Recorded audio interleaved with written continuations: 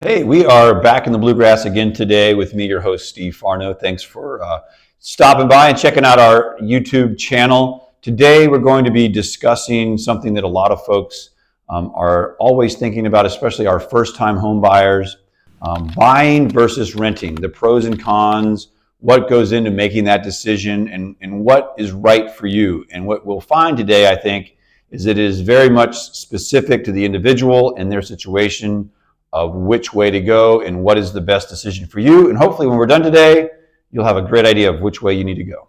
So a common point of debate in rent versus buy is the fact that when you're putting money into a mortgage, it's an investment. That house, that property is going to appreciate over time, most likely, versus the money that you're putting into rental property is just paying for that service, for that privilege to live there. And I think that one thing to be aware of is that down payment money. How much money do you need to put down on the home? And what can that money make for you if you invest it somewhere else, right? So if you're renting a property and owning a property and those monthly payments are similar, I would recommend the purchasing of the house if you can then afford the additional cost of upkeep. But if you're like, I can afford this per month, but I don't have any bandwidth for a new roof, say, or for replacing some major plumbing catastrophe that could happen, right? If that's the case, then renting is probably where you need to be to protect you from some of those harder financial hits. But for example, if you're going to buy a house and you're going to put down 20% on a $300,000 house, that's a lot of money that you could then maybe, if you only put 3% down or 5% down, what can you do with $25,000 to invest somewhere else over the next 10 years? What kind of return on that investment could you get? And this is why I think it's really important to meet with that financial advisor, to meet with that lender, to come up with a really great plan, to understand where to put your money and make it work the most for you moving forward. And it may be buying a house or it may be renting. And this is why we're going to have this discussion, have this conversation. And I think you should do it with your realtor and with their preferred lender partners. So one of the big things that when you're buying a home, you probably are going to want to have a deposit of some kind. And it's usually at the very least 3%. And sometimes if you want to eliminate the mortgage insurance, it's going to be up to 20% of the purchase price. With renting, you typically just have to have a deposit, which is about usually matches the first month rent. And so it's a little bit easier access financially to rent than it is to buy a home. The second big issue versus renting versus buying, when you buy a home, you are then responsible for everything. All the maintenance, all the upkeep, all the care of that home is now on you, and it's your responsibility financially as well as just being aware of it. When you're renting, you have a landlord that you can call up and say, hey, we've got a clog or we've got this electrical issue, something's happened, and they'll come and take care of it.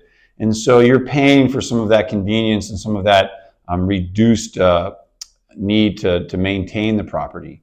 And so those are two of the big issues that come with buying versus renting. And I think that depending on where you are in your journey determines which way to go. And as a realtor, I can definitely understand the challenges of buying a home. We have talked about affordability and how it's been some of the least affordable home buying time in history over the last year or so.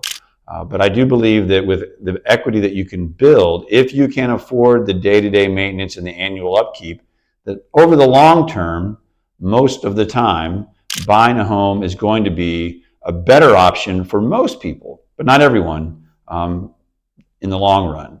Renting provides that great just ease, right? It's easy. You rent, you're in there, you don't have to care about anything, you don't have to worry about it. And it's all on the landlord to take care of the maintenance and the upkeep. And so it frees you from a lot of those worries and concerns.